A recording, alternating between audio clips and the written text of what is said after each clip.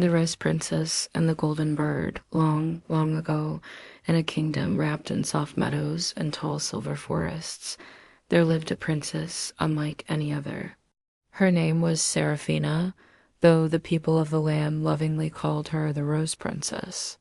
Her beauty was not only in her appearance, though she had long, flowing hair the color of fiery sunset and cheeks that glowed like spring blossoms. What truly made her beloved was her kindness. She cared for every creature, every flower, and every person in her kingdom. The Rose Princess had a very special garden, the pride of the palace. It was no ordinary garden. Tall red roses with velvet petals swayed gently in the wind, filling the air with a fragrance so sweet that it made even the saddest soul smile. Each rose shimmered as though kissed by morning dew, even in the heat of summer afternoons.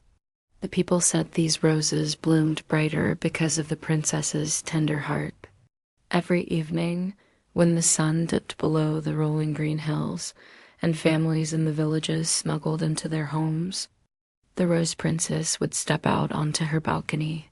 The palace, made of shining white stone, seemed to glow beneath the moonlight, and her balcony overlooked the entire kingdom like a guardian's watchtower. There, she would gently clap her hands, 1, 2, 3.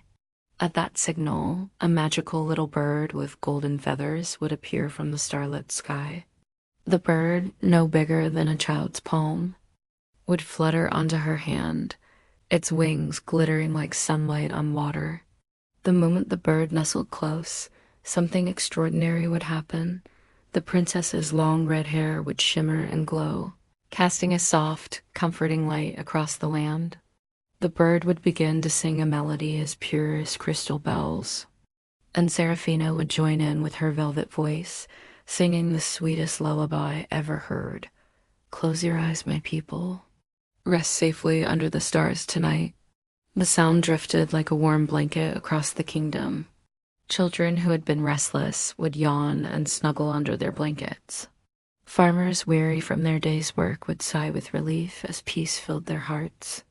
Even the animals of the forest, the foxes, deer, and owls paused to listen. By the time the final note faded into the night, every soul in the kingdom was asleep, dreaming of joy, kindness, and hope. Night after night, peace reigned because of the Rose Princess's gift. But peace, as often happens in stories, does not last forever. Far away, beyond the shadowy mountains, there lived a witch. Her name had been forgotten by most, for people only remembered her as the Witch of the Withered Woods. She was a bitter, scowling woman, always hunched beneath her pointed hat. Unlike the princess, she hated beauty, hated joy, and most of all, she hated music. One evening, as the princess's lullaby floated far beyond the hills, the witch sat in her crooked hut, grinding her teeth. That song, that dreadful sweet song, she snarled. Every night it fills the air with happiness. Every night it steals the silence I love. I cannot stand it another moment. Her voice hissed like a kettle boiling too long. Grabbing her crooked broom, she soared into the dark skies, her cloak flapping behind her like a thundercloud. With a wicked laugh, she headed straight for the palace. When she arrived, she saw the princess glowing on her balcony, singing with the golden bird. The sight made her blood boil. With a flick of her bony hands, she began to chant a curse. Alamam, let the roses wither. Let the Rose Princess fall silent forever. Dark sparks swirled around her, shooting toward the princess. At once, Seraphine's shimmering hair dimmed and turned as black as coal. Startled, she gasped and clutched her hair. My hair. What is happening? Why has it turned dark?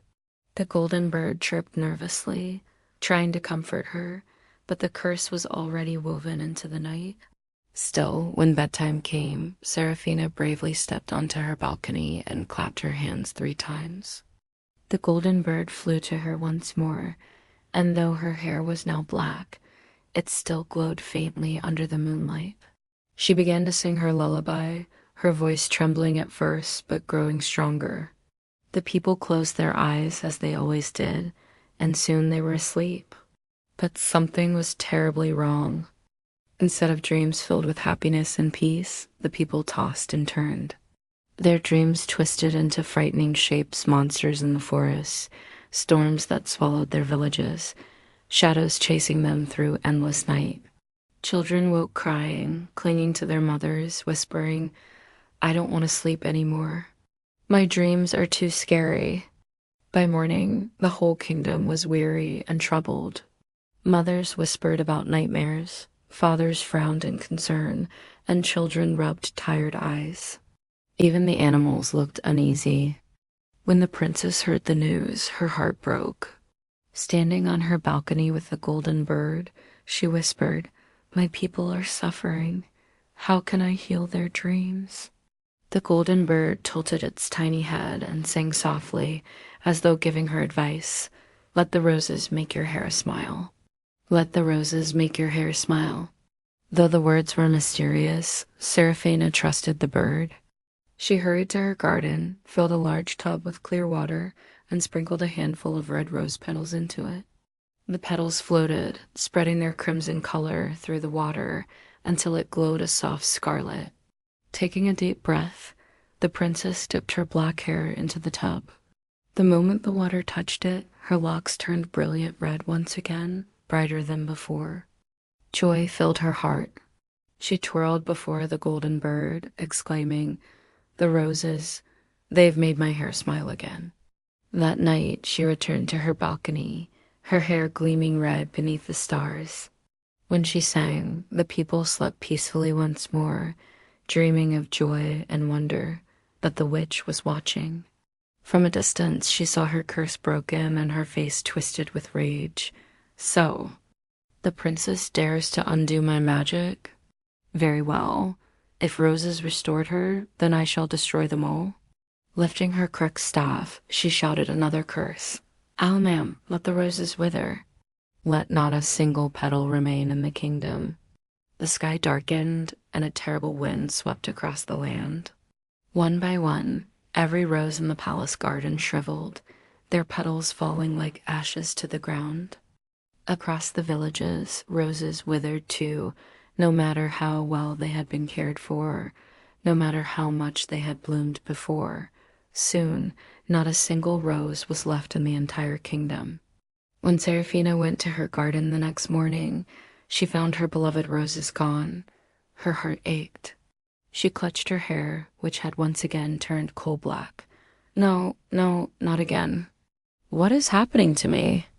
She begged her assistants to bring roses, but they returned with sad faces. "Your Highness, there are no roses left.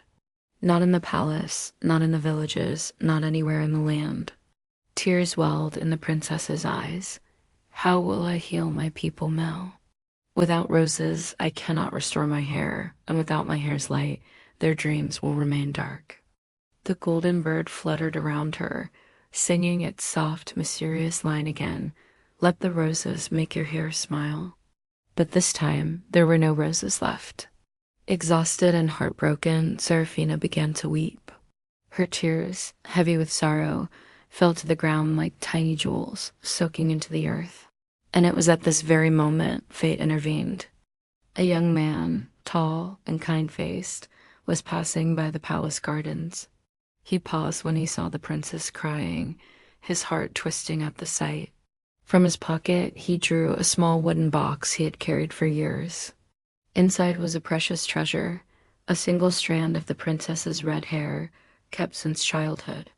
Kneeling by the place where her tears had fallen, he laid the strand upon the wet ground. To his amazement, the strand shimmered, sank into the soil, and in an instant, a radiant red rose bloomed, its petals glowing brighter than any rose that had ever existed. The young man carefully picked the rose and carried it to the princess. Part 2. The princess wiped her tears as the young man approached. His steps were steady, and his eyes carried both kindness and familiarity. In his hands, he held the brilliant rose that had bloomed from her sorrow. "Your Highness," he said gently, bowing. "This is for you." Seraphine's eyes widened. She recognized him, though at first her memory was hazy. "Wait, I know you. Could it be? The young man smiled warmly. Yes, princess. I am Alaric, your childhood friend. We played together in these very gardens long before the roses became magical. Seraphine's heart fluttered with recognition. Memories of laughter, of games among the rosebush, and of secret promises they had once whispered as children rushed back to her. She looked at the glowing rose in his hand and gasped softly. "Where did you find this?" she asked. Alaric held out the rose and explained. "I have kept a strand of your red hair in this box since we were children. Today, when I saw your tears fall upon the earth, I placed the strand upon them. Your sorrow and your hair's light gave birth to this rose. It is as though your heart itself wished it back into the world." The princess took the rose with trembling hands. Her eyes filled not with sorrow this time, but with gratitude. She hurried to the tub of water she had once filled with petals and placed the single glowing rose inside. The petals drifted and dissolved, tinting the water a shimmering red. She leaned over, dipped her blackened hair into the tub, and at once, just like before, her hair turned radiant crimson, shining brighter than the setting sun. The curse that had bound her was broken, shattered by the strength of her own love, her own sorrow, and the loyalty of her childhood friend. The golden bird flew in joyous circles, singing a triumphant melody. Its little voice rang out like golden bells. The roses smile once more. The roses smile once more. That night, Seraphina stepped onto her balcony again, her hair glowing brilliantly red. Alaric stood at her side, the golden bird perched between them. When she sang, her voice carried across the kingdom with more warmth and sweetness than ever before. The people, weary from nights of nightmares, finally slept peacefully. Children dreamed of adventures in sunny fields, parents dreamed of blessings for their families, and laughter echoed in their dreams, as if the world itself had turned kind again. For the first time in many nights, the kingdom rested in peace. But not everyone was pleased. Far across the land, in her crooked hut deep in the withered woods, the witch fumed. She had watched her curse crumble, undone by the power of love. Her gnarled fingers clenched around her broomstick until it creaked. "No," she hissed. "No, no, no. That princess cannot win. I will not allow her joy to spread again." But deep in her heart, the witch knew something she had always feared. True love, loyalty, and kindness were stronger than her darkness. And yet, unwilling to accept defeat, she mounted her broom and flew once more toward the kingdom. The sky darkened as storm clouds gathered behind her. Lightning cracked, thunder roared, and a fierce wind rattled the palace windows. The people woke from their dreams, fearful, whispering that the witch had returned. Seraphina and Alaric stood together on the balcony as the storm swirled above them. The golden bird, though trembling, perched bravely on the princess's shoulder. The witch hovered in the air, her cloak like a tattered storm cloud. "So, Rose Princess," she sneered, "you think you've won? Do you believe love will always save you? Foolish child! I shall wither your roses again, and this time nothing will bring them back." She raised her crooked staff, ready to chant another curse. But before she could speak, Alaric stepped forward, standing protectively in front of Seraphina. "You cannot win," he declared firmly. "Your curses may wither flowers, but they cannot wither love. They cannot break loyalty. They cannot touch the bond between the princess and her people." The witch snarled. "Love, loyalty, empty words. I have real power." But the golden bird spread its wings and sang louder than ever before. Its golden feathers shone so brightly that even the storm clouds trembled. Seraphina added her voice to the song, her hair glowing like a burning sunrise. Together, their song grew and grew until it filled the skies. The melody carried hope, courage, and love so strong that the storm began to break apart. The witch tried to shout her curse over the sound, but her voice faltered. She clutched her ears as the music swirled around her, wrapping her in light she could not bear. With a final screech of rage, the witch realized the truth. As long as love existed in the kingdom, she would never win. Her curses would always fail, because kindness and joy would always rise again. "Curse you, Rose Princess," she howled. "Curse you and your love." And with that, she turned her broom and fled into the distance, flying so far that no one in the kingdom ever saw her again. The storm faded, leaving the skies clear and full of stars. The moon bathed the palace in silver light. The people, peeking from their windows, cheered when they saw the witch vanish. "Long live the Rose Princess," they cried. "Long live the bird of gold, and long live love that protects us all." Seraphina turned to Alaric, her eyes shining like her hair. "You stood by me when all seemed lost. You believed in me when I could not believe in myself. Without you, my kingdom would have been lost to darkness." Alaric smiled softly. "Without you, Princess, there would be no roses, no light, and no joy. Together, we are stronger than any curse." The king, who had watched everything from the palace hall, stepped forward with tears of pride.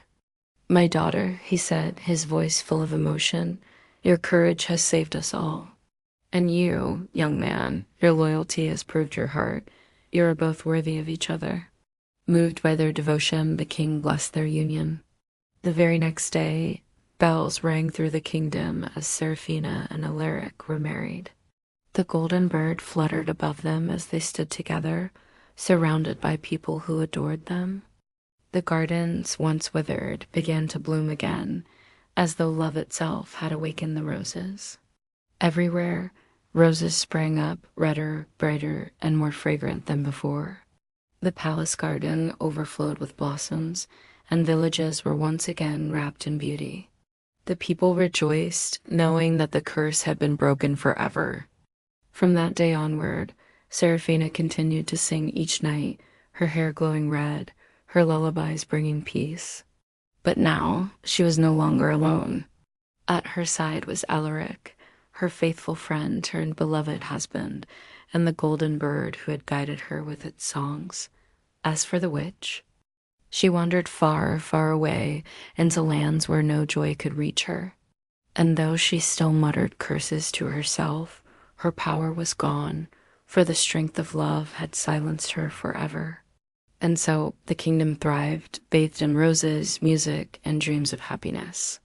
The people slept peacefully each night, knowing their rose princess would always guard them. And when children asked how the roses grew so bright, the mothers and fathers would smile and say, "They are gifts from our princess's heart. As long as kindness, loyalty, and love remain, the roses will never wither again." The end